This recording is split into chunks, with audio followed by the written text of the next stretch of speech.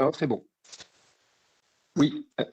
Monsieur le Président, chers collègues, Madame la Vice-présidente, ce soir, il nous est proposé de prendre acte du compte-rendu d'activité relatif à la distribution publique d'électricité concédée à Enedis.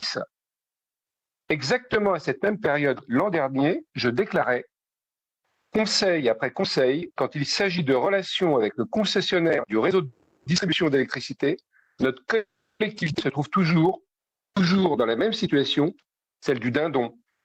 Je me désole que ce soit un marronnier, mais la situation ne s'est pas améliorée, non, elle s'est même dégradée.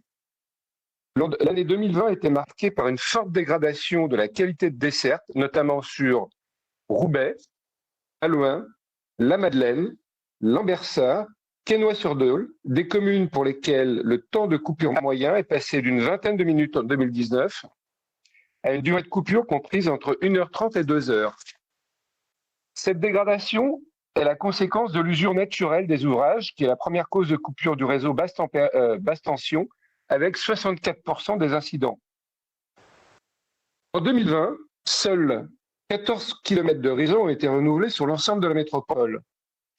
On conviendra que ce n'est pas avec un temps de renouvellement de 392 ans que la situation est prête de s'améliorer.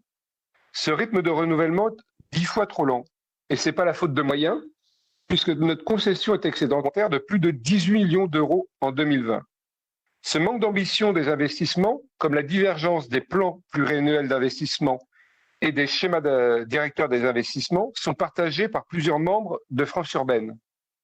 En avril dernier, chers collègues, à l'unanimité, nous avons adopté un vœu contre le projet de réorganisation d'EDF. L'AMEL pourrait, comme certaines autorités organisatrices de distribution d'énergie, engager des procédures juridiques pour obtenir un service réellement public dans l'intérêt de la métropole, dans l'intérêt de la transition énergétique. Je vous remercie.